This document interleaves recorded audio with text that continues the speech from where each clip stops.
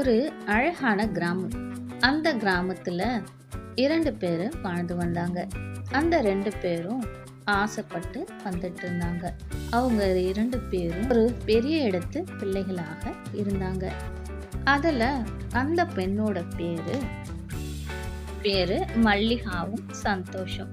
மல்லிகாவும் சந்தோஷம் எப்பொழுதும் அன்பாவே இருப்பாங்க. அதிகமாக சந்தோஷமாகவும் இருப்பாங்க. எல்லா இடத்துக்கும் சுத்தி பார்க்கவும் போவாங்க. அது மட்டும் அல்லாமல் எல்லோருடைய பேச்சை கேட்கக்கூடிய நல்ல பிள்ளைகளாகவும் இவர்கள் வாழ்ந்து வந்தாங்க. அந்த கிராமத்துல இவர்களுடைய வீடு ரொம்பவும் பெரிய வீடு.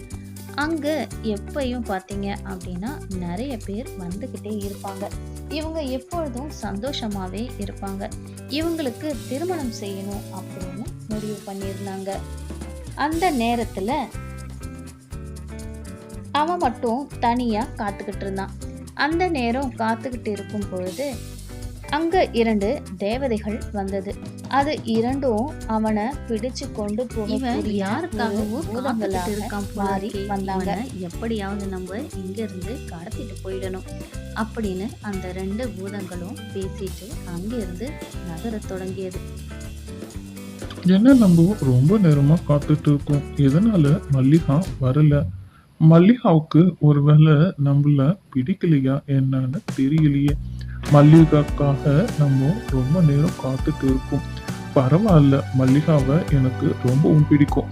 அதனால நான் மல்லிகாவுக்காக காத்துக்கிட்டே இருப்பேன். அந்த நேரத்துல 2 பூதங்களும் அங்க வந்தது. இவனை எப்படியாவது நம்ம கடத்திட்டு போயிடணும். இவனை கடத்திட்டு போய் நம்மளோட இடத்துல வச்சிடணும். அது மட்டும் இல்லாம இவனை எப்படியாவது நம்ம ஏதாவது செய்யணும் அப்படின்னு சொல்லிக்கிட்டே இருந்தது. அங்க மேலோகத்துல இருந்து நாகினி ஒண்ணு வந்தது.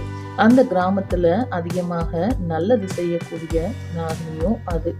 அதுக்கப்புறம் அவன் அந்த பொண்ணோட நினைப்பிலேயே அந்த இடத்துல நின்றுகிட்டு இருந்தான். அந்த நேரத்துல அந்த பேய்கள் அங்க வந்து அவனை கடத்திட்டு போக திட்டமும் தீட்டுச்சு. அதன்படி அவனை கடத்தியும் தூக்கிட்டு போயிடுச்சு. அங்க இருந்து ரொம்ப தூரத்துக்கு அவனை தூக்கிட்டு போயிடுச்சு. போன இடத்துல ஒரு பெரிய காடு. அந்த காட்டுல பறவைகளும் மிருகங்களும் வாழ்ந்து வந்தது. அந்த இடத்துல இவனை கடத்தி கொண்டு போய் வச்சு அவனை அடைச்சு வச்சிருச்சு. இப்போ அவன் எப்படி தப்பிப்பான் அப்படின்றத நம்ம யோசிக்கணும். அந்த பேய் ஒருத்தரையும் விடாது அப்படின்றது அந்த ஊர்ல இருக்கவங்களுக்கு தெரிஞ்ச ஒரு கதையாக இருக்கு. நாம அடுத்த பதிவுல இத பத்தி பார்க்கலாம்.